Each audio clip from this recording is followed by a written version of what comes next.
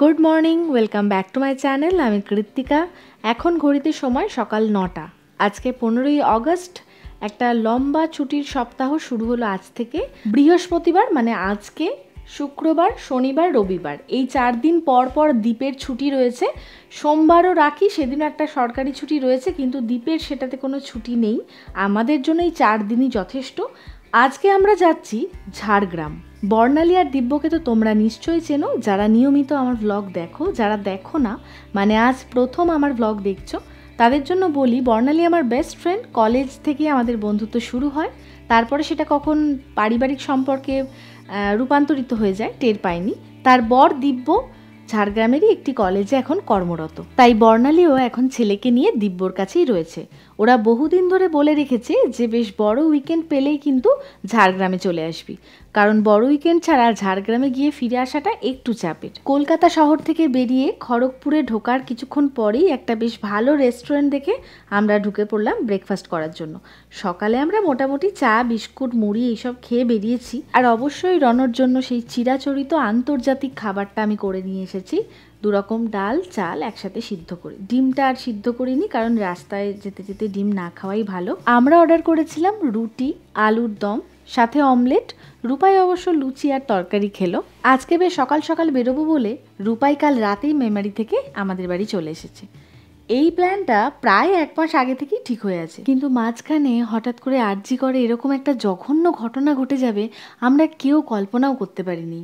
সকালে উঠে সব কাজকর্ম সেরে আমরা বেরিয়েছি ঠিকই, প্রতিদিনের ন্যায় সমস্ত কিছুই করছি, কিন্তু সর্বক্ষণ সবার মুখে, এই যেমন গোটা গাড়িতে, আমরা শুধু এটাই আলোচনা করে গেছি যে কিভাবে, কেন ওই মেয়েটার সাথে কেন এরকম হলো। আমরা যেন ওই মেয়েটার মধ্যে ঢুকে গেছি সবাই। এই প্রতিবাদে সব ভেদাভেদ ভুলে আমরা সবাই এক হয়ে গেছি। যাই হোক, প্রতিবাদ চলতে থাকুক যতদিন না সঠিক বিচার পাওয়া যাচ্ছে। রেস্টুরেন্ট থেকে বেরিয়ে দেখি প্রচণ্ড বৃষ্টি পড়ছে, কিন্তু তাও আমরা ছুটে ছুটে এসে গাড়িতে উঠে পড়লাম, কারণ বৃষ্টির জন্য এখানে দাঁড়ানো যাবে না, অনেকটা পথ এখন আমাদের যেতে হবে। ফ্রিজের ভেতর যা যা মিষ্টি ছিল সব নিয়ে চলে এসেছি, রনও এখন সেটাই খাচ্ছে।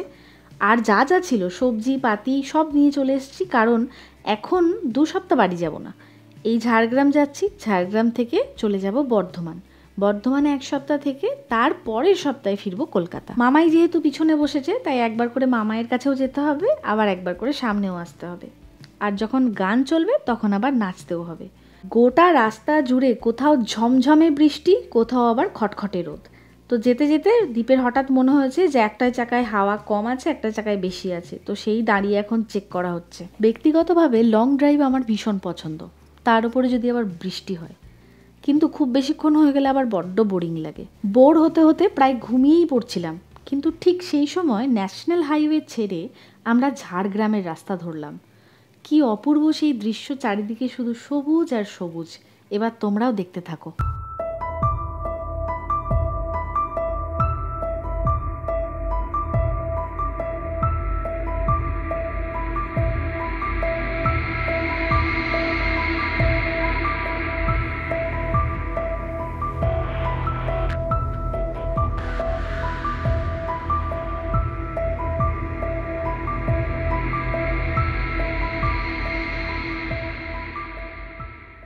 সেই সকাল 9টায় বাড়ি থেকে বেরিয়ে অবশেষে এতক্ষণে পৌঁছালাম। এখন বাজে ওই 2টো থেকে 2:30 হবে, আমার টাইমটা সঠিক মনে নেই। ওদের বাড়িটা চিনতে একেবারেই অসুবিধা হয়নি, ঝাড়গ্রাম বাজারের মধ্যেই। আর ঢুকেই বাড়িটা এত খোলামেলা লাগলো, ডান দিকে রান্নাঘর, বাঁ দিকে খাবার জায়গা, তারপরেই একটা বড় ঘর, আর ঘরের ওই পাশে একটা ছোট্ট বারান্দা। এই যে আমার গুলগুলি এখন ঘুমাচ্ছে, তাই দেখছি গোটা বাড়িটা কেমন শান্ত শান্ত হয়ে আছে। আর ওই পাশে আর একটা ঘর আছে, সেই ঘরের মধ্যে অ্যাটাচ একটা বাথরুম আছে, আর একটা বাথরুম আছে বাইরে, যেটা কমন বাথরুম। যাওয়া মাত্রই ঠান্ডা ঠান্ডা মাজা খেলাম আমরা সবাই।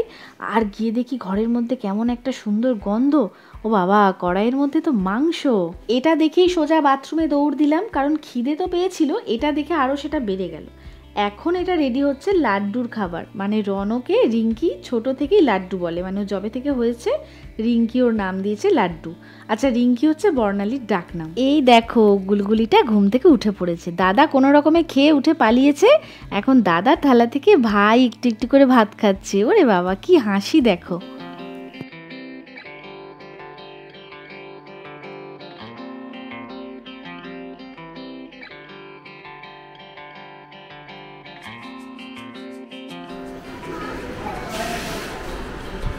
বলো কেমন হয়েছে মাংস?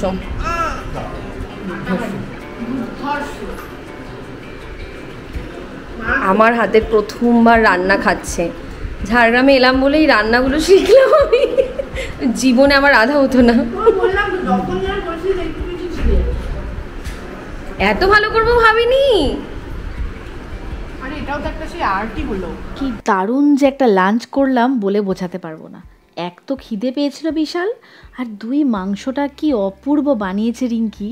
মানে এত সহজ পদ্ধতিতে আর এত কম মশলায় এত সুন্দর টেস্ট ভাবা যায় না। এখন আমরা সবাই মিলে বেরোচ্ছি ঘুরতে, একটা মন্দির দেখতে যাব, কিন্তু দুর্ভাগ্যবশত সেই মন্দিরটা আমরা যখন গেছি বন্ধ হয়ে গেছে, তাই সেটা দেখতে পাইনি। তাতে আমাদের কোনো দুঃখ নেই, এই রাস্তাই আমাদের মন ভরিয়ে দিয়েছে। মনে হচ্ছিল যেন শেষ না হোক, এরকম রাস্তায় চলতে থাকুক।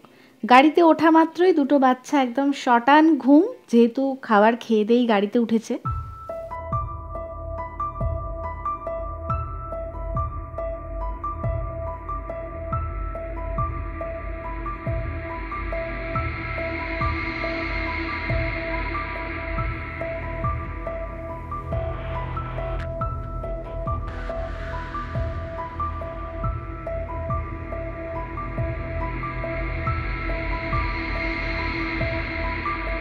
এই রাস্তাতেই গাড়ি দাঁড় করিয়ে কয়েকটা ছবি তুলে নিলাম।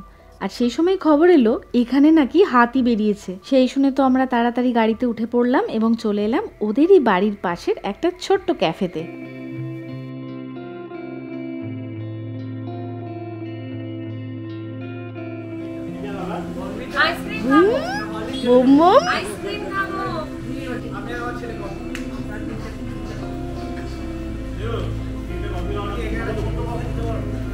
ওকে সবসময় কোলে নিয়ে আছি বলে রনর একটু একটু রাগ হচ্ছে ঠিকই, কিন্তু এখনও সেটা প্রকাশ করতে পারেনি। মাঝে মাঝে আমার কাছে আসছে, কোলে উঠতে চাইছে, আবার ঘুরে ঘুরে বাবার কাছে চলে যাচ্ছে। বর্ণালী ছেলের ভালো নাম হৃদিত আর ডাক নাম রিঙ্গো। এই দুটোর কোনোটাই বলে আমি ডাকি না। বেটাই, গুলগুলি, রঘু ডাকাত এইসব ভুলভাল বলতে থাকি। যতদিন না বড় হচ্ছে এইসব ভুলভাল নামেই ডাকবো। দেখেছ? দেখো, যেই বাবার কোলে উঠেছে ও লাফিয়ে বাবার কোলে উঠে পড়েছে। আমি তো দুজনকে একসাথে নিতে পারবো না, দেখছে বাবাই ভরসা। ওই ক্যাফেতে বসে মোমো আর কফি খেতে খেতে প্ল্যান করলাম যে এই কাছেই তো শ্রাবণী মেলা হচ্ছে, চলো একবার ঘুরে আসি, এখনো তো সময় আছে। আর বাচ্চাগুলো গাড়িতে যথেষ্ট ঘুমিয়ে নিয়েছে, এখন আর ঘুমাবে না, তাই ওরা একটু মেলাতে মজা করতে পারবে।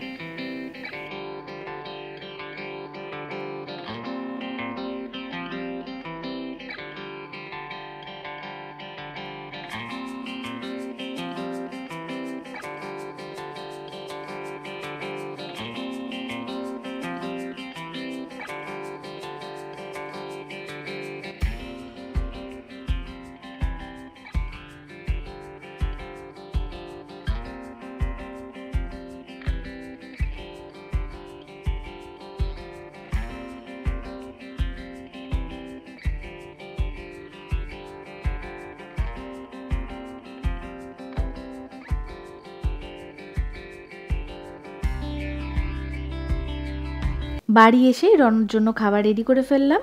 গরম ভাত, তাতে একটু ঘি, ডাল আর ডিম ভাজা। আমাদের জন্য খাবার বাইরে থেকে অর্ডার করা হয়েছে, সেটা আসছে, ততক্ষণে রনর খাওয়া হয়ে যাবে। আর একজনের তো এখন খাওয়ার কোনো জ্বালা নেই, সে শুধু দুধ খাবে, সাবু খাবে, সেরেল্যাক খাবে, ব্যাস। আমাদের খাবার ছিল আজকে চিলি চিকেন আর ফ্রাইড রাইস। আর এই যে রঘু ডাকাত বসে আছে, একটু একটু করে গাজর খাচ্ছে। আর একটা ডাকাত এসে আমার থালায় হামলা করেছে, তাকেও 1 চামচ দেওয়া হলো। আজকের মতো ভ্লগটা এখানেই শেষ করব। তোমরা সকলে ভালো থেকো, সুস্থ থেকো, আর অবশ্যই আমার ভ্লগ যদি ভালো লাগে আমার চ্যানেলটা সাবস্ক্রাইব করে দিও। আবার দেখা হচ্ছে পরের ভ্লগে। Good night.